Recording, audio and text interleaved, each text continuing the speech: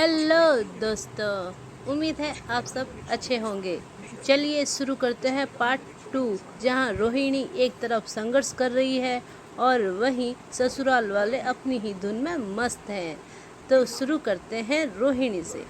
रोहिणी, जहां मैंने आपको बताया था कि घर से निकल चुकी हैं और एक नई राह पर। हालांकि राह उसके लिए आसान नहीं होने वाली, क्योंकि ये कोई मूवी नहीं चल रही है, रियल स्टोरी बता रही हूँ दोस्तों। तो रोहिणी की राह है वो बहुत ही कठिन होने वाली है। तो रोहिणी निकल पड़ी है अपनी मंजिल पर। रोहिणी जाती है आगे और उसको एक महिला मिलती है। और जो व्यक्ति बाहर नहीं निकला होता है उन्हें लगता है कि महिलाएं तो सच ही बोलती हैं और हमेशा सपोर्ट करती हैं, क्योंकि मिडिल क्लास परिवारों में ऐसा सिखाया जाता है, लड़कों से दूर रहो।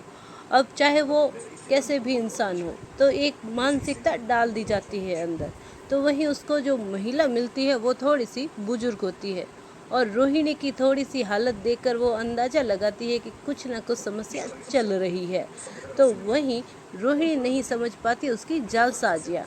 रोहिणी उसके साथ चली जाती है, क्योंकि रोहिणी के पास वैसे कोई ठिकाना होता नहीं है और उसको लगता है ये माई मेरी हेल्प करने के लिए वास्तव में खड़ी है।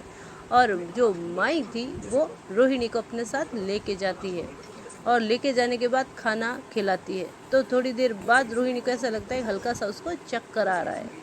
तो वहीं रोहिणी जब थोड़ी देर बाद उठती है तो उसे पता चलता है कि उसको एक कैद खाने में रख दिया गया है। फिर उसको धीरे धीरे समझ में आता है कि ये जो कैद खाना है ये बच्चों के लिए बना है। मतलब जब भी बच्चा इससे पैदा होगा वो बच्चे को रख लेंगे और रोहिणी को या तो मार देंगे या कहीं और छोड़ देंगे या कहीं और बेच देंगे। इतने सारे ऑप्शन थे उनके पास।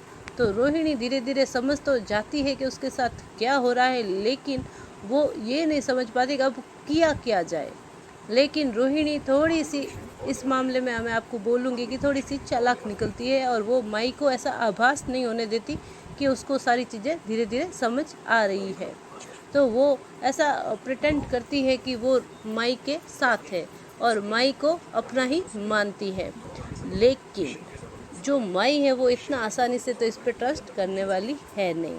लेकिन फिर भी वो समझती है कि गांव की है और सीधी सादी भोली सी है, तो इसको जल्दी ही काबू में कर लिया जाएगा। तो रोहिणी अपनी थोड़ी सी चालाकियाँ चलती रहती है और एक दिन उसको लगता है कि वो धीरे से निकल जाएगी रात के 2 बजे। लेकिन उसको नहीं पता उस पर दिन रात पहरा रखा जा रहा है। फिर भी वो निकल जाती है और थोड़ी सी दूर, मतलब मेन गेट तक पहुंचती है, तब तक इसको कोई देख लेता है और वापस कैद खाने में डाल देता है। अब जो माई है वो थोड़ा चौकन्ना हो जाती है। उसको पता चल जाता है कि रोहिणी के दिमाग में क्या खिचड़ी पक रही है। और वहीं रोहिणी नई नई तरकीबें हमेशा निकलने के लिए संघर्ष करती रहती है। उसको पता है कि जब तक उसके पेट में बच्चा है तब तक उसको हानि तो नहीं पहुंचाई जाएगी, क्योंकि उनको चाहिए बच्चा, और ऊपर से रोहिणी के पेट में है लड़की। तो इन सब जालसाजियों के बीच में फाइनली एक दिन एक रात रोहिणी वहाँ से भागने में कामयाब हो जाती है। तो रोहिणी वहाँ से तो भाग जाती है, लेकिन ये राह आसान नहीं है, क्योंकि वो इस शहर में किसी को जानती नहीं है। वो माई उसको इंदौर ले गई होती है, और जबकि ये खुद है राजस्थान की। तो अब दोस्तों, इंदौर में कैसे संघर्ष वह कर रही है वह जानते हैं। एक चीज़ है दोस्तों, जो मिडिल क्लास की लड़कियां होती है ना, वो बहुत ही जल्दी किसी पर ट्रस्ट कर लेती है। लेकिन रोहिणी इन सब जालसाजियों के बीच में इतना तो समझ गई थी कि यहाँ पर अपना कोई नहीं है। तो वह रेलवे स्टेशन के पास कहीं झुग्गी झोपड़ी में रहना शुरू करती है और धीरे धीरे रोजगार ढूंढती है। कभी किसी का सामान उठा लिया कूली बन के, या कहीं साफ सफाई कर दी, या रास्ते में किसी की गाड़ी साफ कर दी। ऐसे छोटे मोटे काम करके अपना काम रोजी रोटी का बंदोबस्त करती है। ऐसे दिन चले जाते हैं, लेकिन राह मैंने बोला दोस्तों इतनी आसान नहीं है। वहीं जो उसके हस्बैंड है मनीष यह पूरी कोशिश करने में लग जाता है कि आखिर उसकी पत्नी है कहाँ। भले ही वो अपने साथ रखे और उसको भले ही दुख दे, लेकिन मिडिल क्लास वालों की सोच रहती है कि वो हमारे साथ ही रहे और हमारे पैरों के नीचे रहे। आज़ादी की उड़ान उनको उड़ने नहीं दी जाती है लड़कियों को। तो यही बात मनीष को भी अखर रही थी कि वो आखिर गई कहाँ, क्योंकि उसको पूरा अंदेशा था कि वह वापस आ ही जाएगी। लेकिन रोहिणी अपनी जिद पर अड़ी थी और वो वापस नहीं आई। तो एक दिन दोस्तों, वह मनीष किसी काम से इंदौर गया हुआ था, जहाँ पे बसें खड़ी रहती है सिग्नल पे दोस्तों।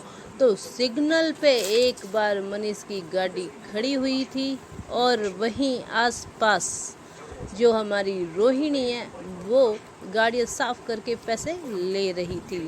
तो अब देखना इंटरेस्टिंग होगा दोस्तों, पार्ट 3 में क्या मनीष रोहिणी से मिल पाएगा, क्या रोहिणी मनीष को देख के अपनी जान वापस बचा पाएगी या फिर वापस इसी पिंजरे में कैद हो जाएगी। चलिए दोस्तों, मिलते हैं थर्ड पार्ट में। Tata bye bye, subscribe my channel.